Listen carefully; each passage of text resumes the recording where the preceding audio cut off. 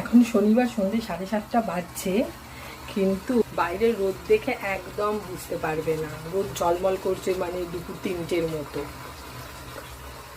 এখন কথা ছিল যে এখন আমি চিকেন রান্না করব, চিকেন আর রাইস, কিন্তু সেই মতো আমরা বাজারেও গেছিলাম, কারণ আজকে সারাদিন আমাদের ভাত খাওয়া হয়নি, বিভিন্ন অন্য উল্টোপাল্টা জিনিস সারাদিন ধরে খাওয়া হয়েছে। এবং সুপার স্টোর থেকে বাজার টাজার করার পরে যেটা হলো যে বিল টিল করার পরে ও ট্রলিটা নিয়ে বাইরে এসে বিশ্বজিৎ সব কিছু প্যাকেটে তুলবে, তারপরে আমরা বেরিয়ে যাব। তো যখন ও প্যাকেটে তুলেছে সামহাও ও চিকেনটা মিস করে গেছে। আর বাড়িতে এসে যখন ফ্রিজে জিনিসপত্র তুলছি এবং চিকেনটা মশলা মাখাতে বলছি, তখন চিকেন খুঁজে পাওয়া যাচ্ছে না, এদিক সেদিক সব কিছু খুঁজে চিকেন খুঁজে পাওয়া গেল না। তখন আমি বললাম দেখো গাড়িতে দেখো, বার কোথাও দেখো, সিঁড়ি টিড়ির তলায় কোথাও কিছু, কোথাও নেই, সব কিছু রয়েছে, শুধু চিকেন নেই। কিন্তু বিল করা হয়েছে, কারণ বিলটা চেক করা হলো, তাহলে সেখান থেকে ব্যাগে ভর্তিই ভুলে গেছে।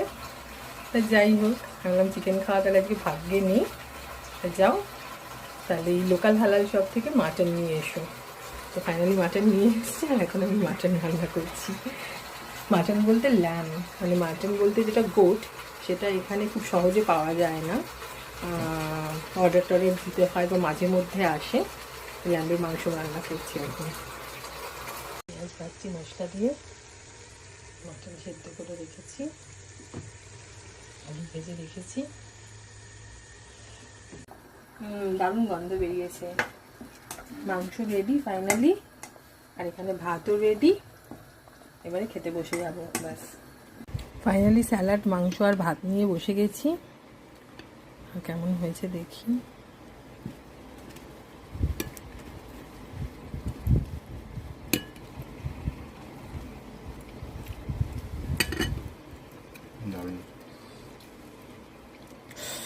গরম তো খুব নরম হয়ে গেছে।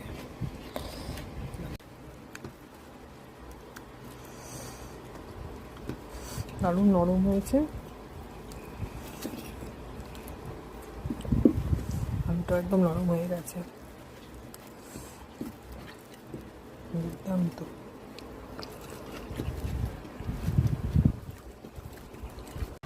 আজকে চিকেনটা বলেছিল যে তোমাদের পাতে উঠবো না, আর মাটনটাই আমাদের ভাগ্যে ছিল, তাই ফাইনালি মাটন আর ভাতই খাচ্ছি। এখন শনিবার সন্ধ্যে 7:30 বাজছে, কিন্তু বাইরের রোদ দেখে একদম বুঝতে পারবে না। রোদ ঝলমল করছে, মানে দুপুর 3টের মতো। এখন কথা ছিল